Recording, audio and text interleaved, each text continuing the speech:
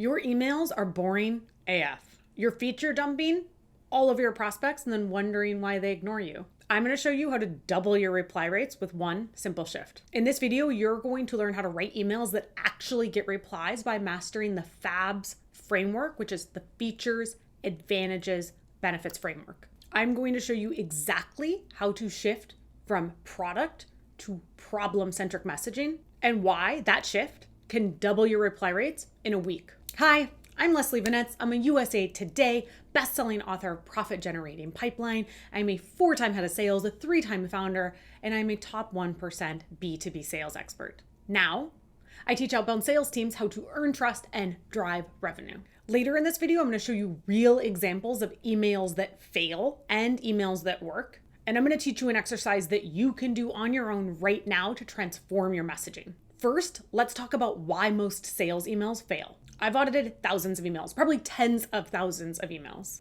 And there's one problem that I see in all of those emails, regardless of industry, regardless of product or who the email is being sent to. And that's that 80% of them focus solely on product or service features. And here's how to know if you're doing it, because most of those product-centric emails begin with I just noticed. I hope you're well. I just wanted to. That type of seller-centric language simply does not earn the right to your prospect's attention. And if you don't think you're writing seller-centric or product-centric emails, I still challenge you to do this easy audit when you're done watching this video. Go through your sent folder, randomly pull out 10 cold emails that you've sent, and in those emails, count how many times you use I, we, our, or my, as opposed to language like you, yours, they, theirs. Emails that heavily use that I, we, our, my language are almost always very product-centric.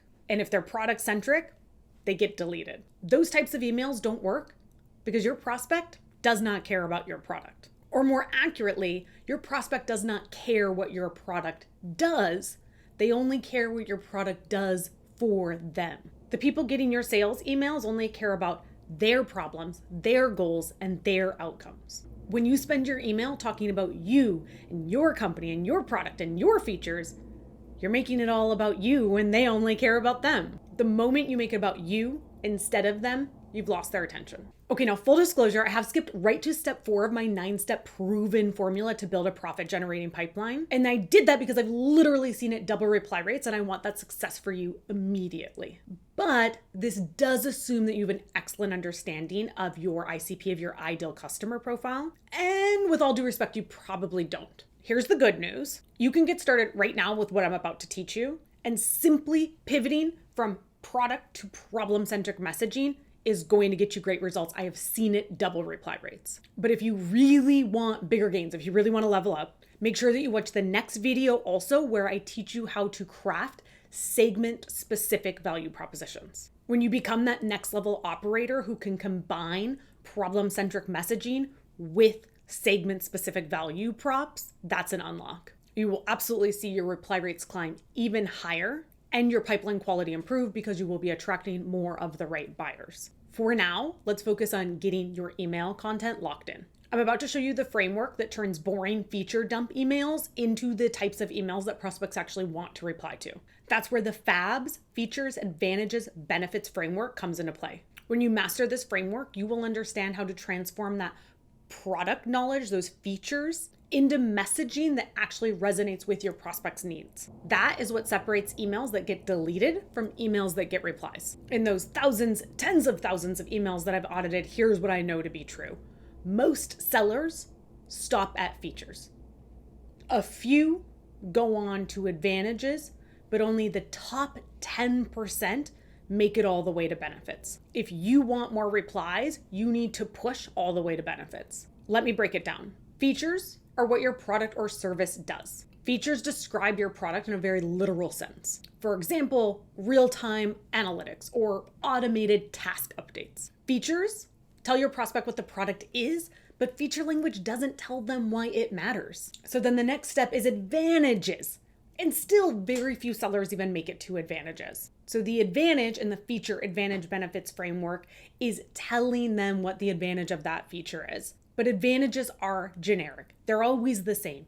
They save you time. They save you money. They make you money. They reduce risk. Here's the problem.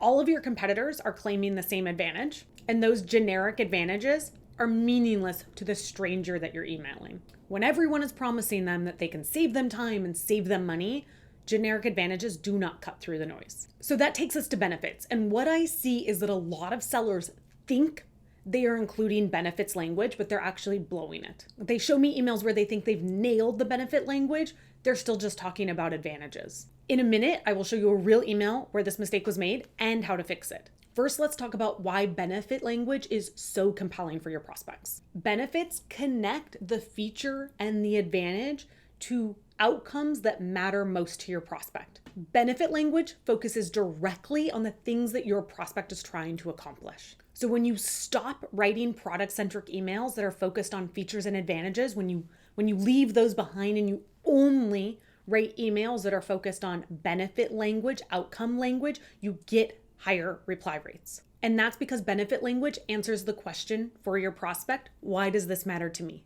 Okay, so let's go through the features, advantages, and benefits, and I'll give you examples of what each sounds like. So if you're writing a feature email, which you're not going to do anymore after this, it might sound like, our platform has automated task tracking. And maybe you've gone to advantages, but the advantages says it saves your team time. We no longer are going to write emails that say, here's a feature, here's a generic advantage. The benefit, the part that actually matters, is telling them what the feature and advantage do for them.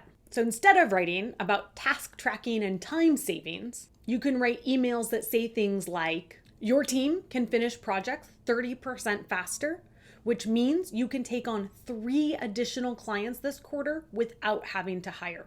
Which email would you be more likely to respond to? When you write benefit-focused emails, you are not writing about the product, you are writing about the problem that the prospect wants answers for. That is what earns replies. Features tell, benefits sell. That simple lesson is how you can double your reply rate. So remember, features tell. We are no longer writing feature advantage emails. Benefits sell. We are only writing emails that are focused on the problems that are important to our prospects and the outcomes that surround them. Okay, I promised you an example and I had to look no further than my own email inbox to find one. I anonymized it because I'm not a jerk, but I really wanted to give you a real life example. Okay, here's the product-centric email that came out of my inbox. Leslie, I am reaching out from company. We provide an upgrade for your outreach ecosystem. We deliver, and then it was 3 features in a row. So very product focused, very we focused. So I was making only minor pivots to that email after a 30, maybe 60-second scan of that company's website. Here's what their messaging could sound like if they shifted from product to problem-centric. Leslie, when you have low quality data, it impacts more than deliverability. It steals your ability to make confident decisions about your outreach. So you see the difference. The first email is about them, it's about their product and company, and it's feature dumping. The second email is about the prospect's problem, and it speaks to an outcome they care about. One gets deleted, the other gets replies. Now I want to do a quick exercise with you. It can be a mental exercise, and then if you want to come back and replay this later, you can actually write it down and spend some more time with it, or you can share it with your team. Okay, first, pick one product or service feature that you mention a lot. Don't overthink it, just the first one that comes to your mind. Got it? Now, ask yourself, what is the number one advantage of that feature? And remember, advantages are generic: save time, save money, make money, reduce risk. Okay, so you have your feature, you have your advantage, and now I need you to go further. What is the benefit of that advantage to the buyer? Whatever you come up with, you need to keep going. Why does that benefit matter to them? What impact will it have? How will it change the prospect or the company or their promotion opportunities? What immediate outcomes would solving it create? Why is this a problem we're solving now instead of later? You get it. You're going to ask yourself those open-ended questions. Why does it matter? How will it impact them? And you may already be feeling some resistance just in this quick mental exercise where you keep pulling back to advantages. That's why this is such a shift that can double your reply rates. We so often default into writing these feature and advantage emails without realizing we are not speaking the language of the buyer and telling them something that they care about. So like I said, you can come back to this, you can write it down, really make it an exercise, maybe even do it with your team. Because having these conversations about what outcomes, what benefits are most important to our buyer is how you shift from product to problem-centric messaging. And that is how you earn attention. And that is how you tap into results like doubling your reply rates. I want you to stop getting ignored and start getting replies. So make sure that you lead with problems, not products. So lead with problems, not products. All right, now that you have a firm grasp on benefits, I'm going to give you one more little hack.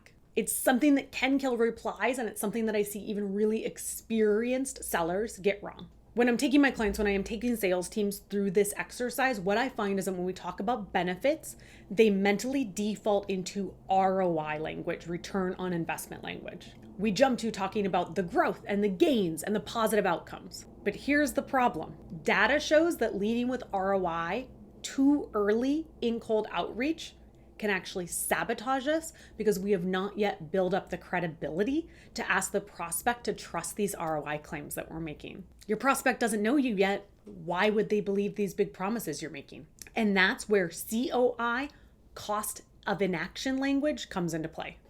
So ROI language focuses on what they will gain. It might sound like our platform helped a similar company increase their positive reply rates by 20%.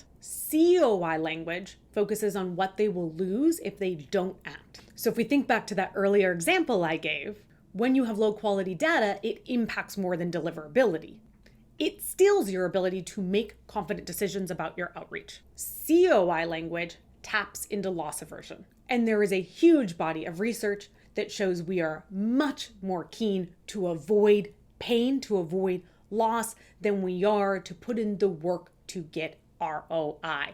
So we are much more likely to avoid the pain than do the work to get the gain. What this means for you is that you are still going to write those outcome-centered emails, but you need to remember that benefits also can come from avoiding pain, not just chasing gain. My recommendation is that early on in your cold outreach sequences, test some COI language. Share insights around the problems, help them uncover and identify the risk, and illustrate the cost of doing nothing. Once you've established some credibility because you are leading with relevance, you are leading with value, then shifting to ROI language is very safe. Here's what you can expect if you start using COI language and apply the FABs framework. Your reply rates will increase because you are speaking to outcomes your prospect actually cares about. Your conversations will become more qualified, and your pipeline will get stronger because you are attracting the right buyers. Quick recap of what we've covered today. You learned about the FABs framework, features, advantages, and benefits. Now you know that you no longer want to write emails that talk about features, that talk about advantages, and instead you are going to write benefit emails, those that talk about the outcomes your prospect cares about most. That shift from product to problem-centric messaging is what will earn you replies. I also introduced you to the concept of ROI v COI language, or return on investment versus cost of inaction language. And I'm going to invite you to play with some cost of inaction language early in your sales messaging, in your sales sequences. And I'm leaving you with an exercise that you can do, again, that you can do with your team to explore the features to advantages to benefits path so that you can start asking more questions and deeper questions to uncover what really matters to your prospects. When you apply these techniques, you will see your reply rates improve and you will see your qualified pipeline grow. Now, if you're a sales leader and you want to explore having somebody come in and help you build this strategy, help you train the team, visit my website, salesledgtm.com. We can talk about working together. And make sure you're subscribed to this channel. I'm continuing this series with more proven strategies from my USA Today bestselling book, Profit Generating Pipeline. So I will be deep diving all of the 9 steps in my proven pipeline formula and sharing them with you. I highly recommend you stay for the next video, which is how to craft those segment-specific value propositions. It pairs very well with what you've just learned. Again, I am Leslie Venetz. Thanks so much for watching.